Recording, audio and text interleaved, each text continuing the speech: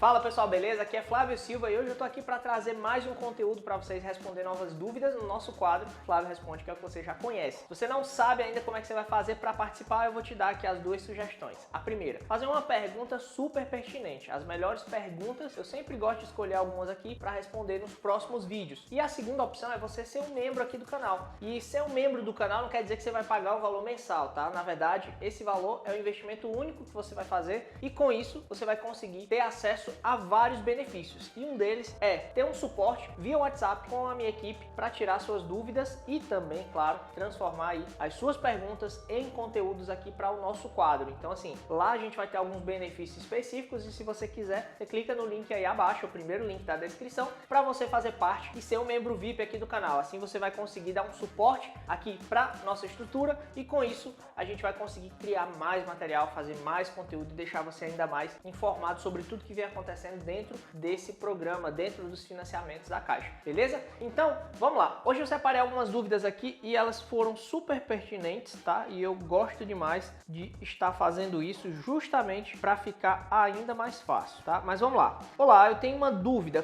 Qual é o melhor, boleto ou conta corrente da Caixa e quais as vantagens e desvantagens? É uma ótima pergunta e eu quero esclarecer ela para você agora, já para tentar aqui clarear a tua mente, tá? Por que a Caixa geralmente ela vem a optar por não te entregar um boleto, mas sim a conta corrente? E eu vou ser muito claro aqui com todo mundo. Se você tem conta corrente, você vai pagar uma taxa de manutenção, mesmo que ela seja pequena, tá? Mas ela vai ter um cliente que todos os meses vai depositar um valor para que esse valor seja debitado para pagar o teu financiamento imobiliário. É bem simples. Na verdade, ela vai ter a fidelidade de um cliente, ela vai ter um relacionamento de um cliente acontecendo através dessa conta corrente e a partir daí você tem o início de novas possibilidades. A gente está falando de um financiamento imobiliário que você está fazendo, mas isso não quer dizer que lá na frente a Caixa não vai liberar para você, por exemplo, um financiamento de um veículo, ou um cartão de crédito, ou um cheque especial, ou um cheque, por exemplo, um talão de cheque se você precisar. Nesse caso, a Caixa ela tem possibilidade de vender novos produtos para você, você já tendo uma conta corrente via Caixa. Flávio, isso é ruim? Então, nesse caso, a Caixa está tentando me vender. Muito pelo contrário. Às vezes você precisa de um cartão de crédito, às vezes você precisa de um cheque especial em um momento de urgência. Enfim, a Caixa ela tende a te ajudar nesse quesito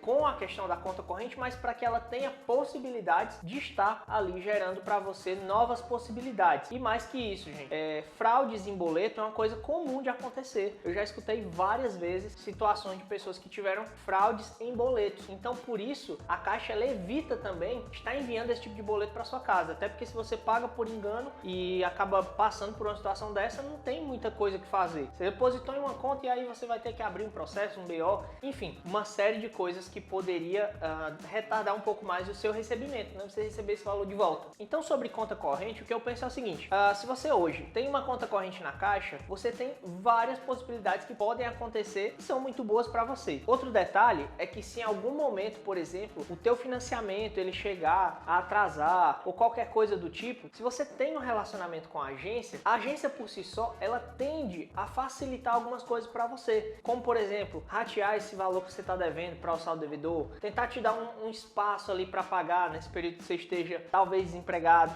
Então assim, ter relacionamento com o banco não quer dizer que vai ser bom só para ele, quer dizer que vai ser bom para ambas as partes, tá? E você só consegue ser um cliente de um banco se você pelo menos tiver uma conta corrente, tá? Porque um financiamento imobiliário é um valor que ele está te emprestando, a grosso modo, basicamente seria isso, você vai ter ali um vínculo de estar pagando que você já pediu emprestado. Mas no caso de uma conta corrente, você tem N possibilidades e sim, você tem um relacionamento com o banco. Essa é a minha opinião sobre uma conta corrente. Sobre o boleto, claro que você tem vantagens, você vai economizar aí mensalmente a sua taxa de manutenção, você vai ter o seu boletim para pagar todos os meses, em compensação você não vai ter relacionamento nenhum com o banco, tá? Se o seu crédito ele realmente for um crédito muito bom, isso para você não vai fazer diferença, mas se você tá aí começando, galgando, ter ali um certo nome, né, na praça, como se fala, é importante você ter uma conta corrente. Mas no caso do boleto, vem em primeiro plano a economia, tá? A economia que é gigantesca. Se você pegar R$12 vezes o período de tempo de financiamento, você vai economizar um valor alto. Isso aí é fato, tá? Isso aí a gente sabe que vai acontecer. No caso do boleto, você também não tem relacionamento nenhum com o banco e por esse motivo isso também pode ser bom.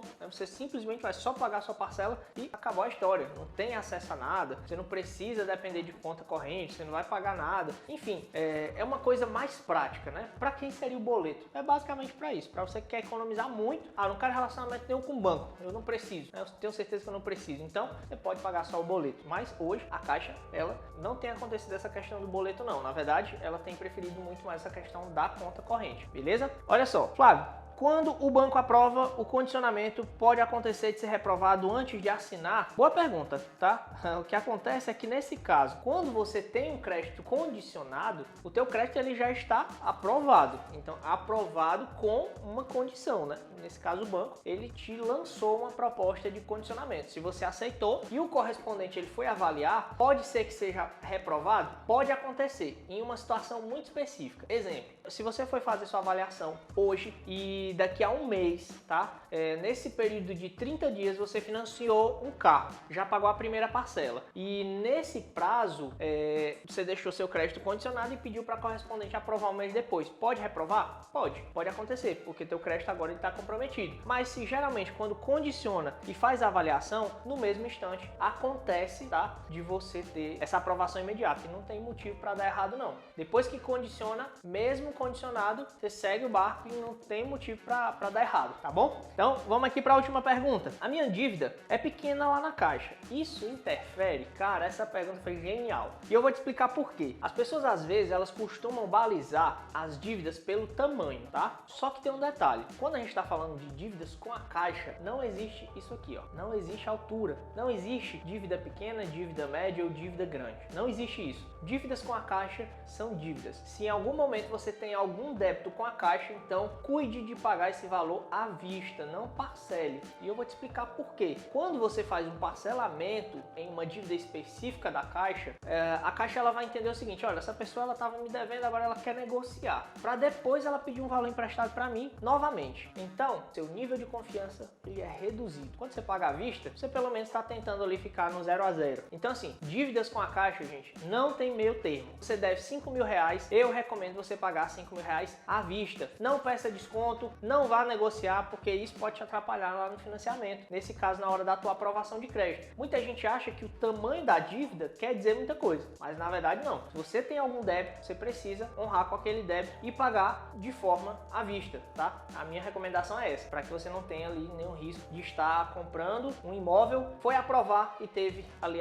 o seu condicionamento acontecendo, tá bom? Claro, né, existem outros fatores que influenciam na aprovação, mas esse aqui é um dos mais importantes. Então esse foi o Flávio Responde de hoje. Se você gostou desse vídeo, clica aqui no botão gostei. Se você não é inscrito, se inscreve, tá? Manda aí para os teus amigos, compartilha com as pessoas que você conhece esse conteúdo, porque isso pode ajudar ela a conseguir realizar um objetivo, um sonho. E se você conseguiu, ótimo, então ajuda uma outra pessoa aí a conseguir realizá-lo também, beleza? Então a gente fica por aqui e vamos se vendo aí nos próximos vídeos.